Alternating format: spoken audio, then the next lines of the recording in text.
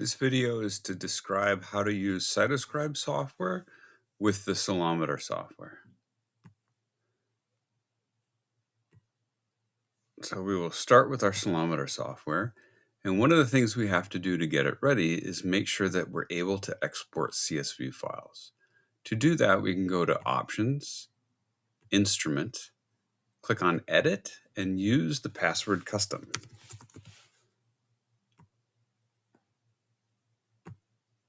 Here, we want to make sure that the checkbox Enable Export to Nextcelom Data Package is enabled.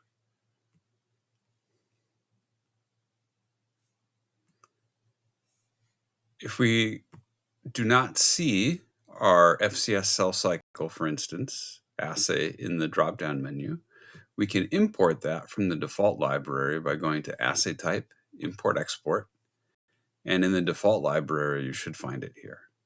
If not, contact support and we can send you the assay. I'm going to select the Cellcycle with Propidium iodide assay. I'm going to edit so we can take a quick look at it. Here I can see that it's doing the imaging and fluorescence. We are acquiring a bright field, but based on this, we'll be doing the analysis only in fluorescence. I'm using my red channel, which is the 660, and starting with an exposure time of 5,000 milliseconds.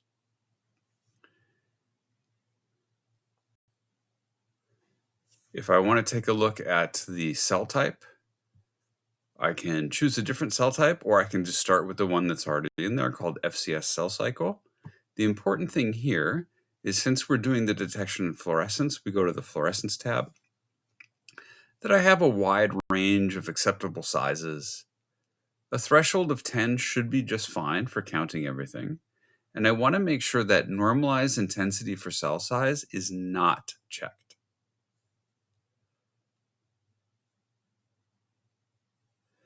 Since I'll be using demo data, the first thing I can do instead of setting up a new slide is I can analyze some older images. So I'll go to File, Load Image for count, and I can find them in my downloads. So I will start with my control. I don't see anything here, but if I go to my filter and look for just PNG in general, I can choose the first bright field, and I know it's bright field because this is BRA. And that should load the entire data set and then count it. I've counted 4,000 objects. I now want to go to Export. And down at the bottom, I can have this radio button engaged that says Export Count Data to a CSV file. Here, I will put it in my temp directory, and it is called Control. And I can come over here and just see that everything's being counted except for the very large things in yellow. Next, I want to load the treated set. So I'll go to Load Image and Count, go up a directory to my treated group, look for a PNG file, and export this again to my temporary folder. And I'll call that treated. Great. So now I have two CSV files, one called control and one called treated down here. In order to get them into Cytoscribe, they do have to be FCS files. So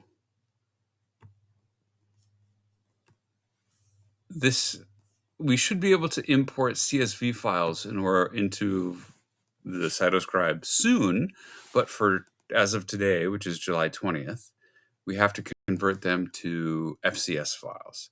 An easy way to do that is just to use flowrita.io, and you can see the address up here.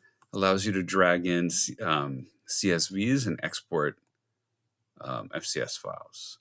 So I've done this already, but I'll show you how it works. I'm just going to click on my treated and my control and dump them into the website there.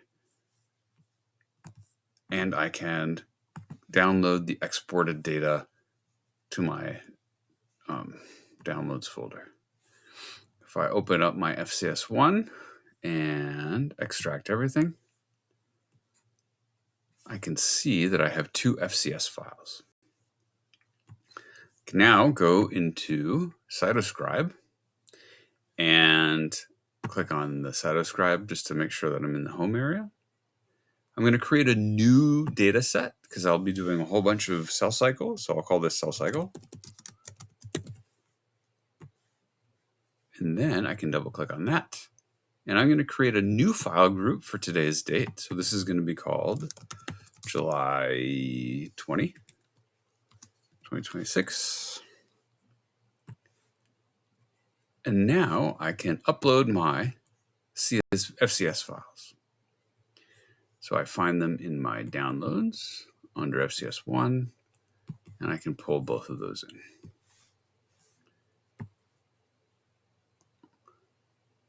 Great. So now I've uploaded 2 FCS files. Since I'm already in my Cellcycle group looking at my July 20 files, I can then go to cell typing, which is where we do our gating. The first gating we'll put a plus sign in here, and we might want to choose ungated, which is all of the cells. On the X dimension, maybe we'll put intensity, and on the Y dimension, we can put size.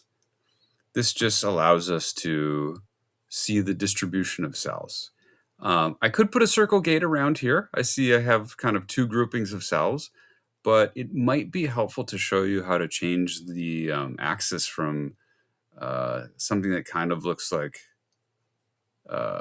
log scale to something a little more linear.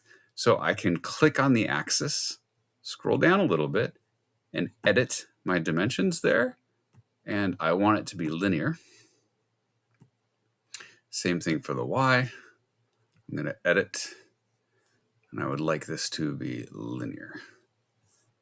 And I'll click update instead of Xing out of it. I would like that to be linear. All right, so it looks a little bit better to me. I'm going to put a circle around the vast majority of cells that I want. Right, so that's 95%. And next, I'm going to create a new plot by clicking on the plus sign. This time I'm doing 1 dimension, selecting from, I forgot to name that gate. I'm sorry, go back to here. Give that gate a name. I'll call it single cells and save. So now we have this gate called single cells. Now I can create my 1-dimensional plot, selecting from single cells. And I would like F1, which is the intensity of the propylium iodide stained nuclei. And I see my the histogram as I expect. Now I want to zoom in on this a little bit, so I'm going to click on the axis. I'm going to edit it. And then over here, instead of changing the minimum, I'm going to change the maximum. I'm going to maybe choose that. If I scroll down a little bit, it looks a lot better. So I'm going to update. And now over here, I can use this range to put in a little range gate, something like that. Call this G0, G1.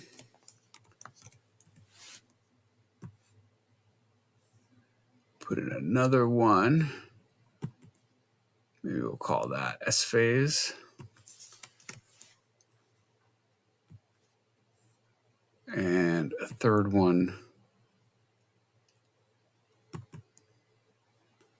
We can call this G2M. Excellent. So now I can close out of there. We can see the percentages both on the graph and over here. If I look up here in my menu, I can see I'm looking at control.csv. And if I go to my next file, this is my treated group, and it looks like we have a bunch of cells in G2 arrest, which makes sense. Now, I might want to put this into a report, so I can come over here to reports, and I can make a new report type. I'll call this Cellcycle reports, because that's what it is. And I'm going to create a new page. So July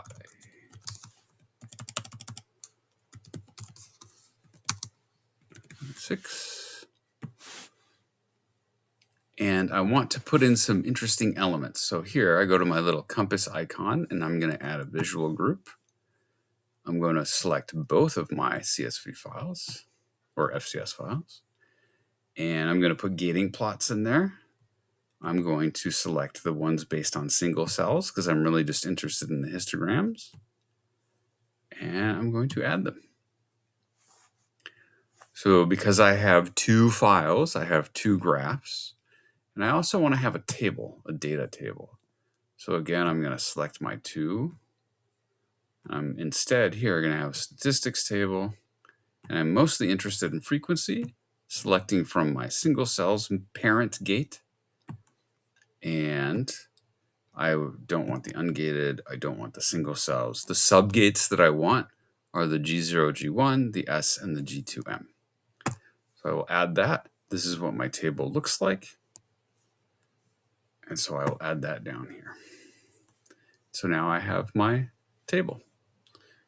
If I want to download this table as a Excel file, I can click on this little download icon. And I can see that I have a nice little table of my frequencies for the control and the treated. That is it.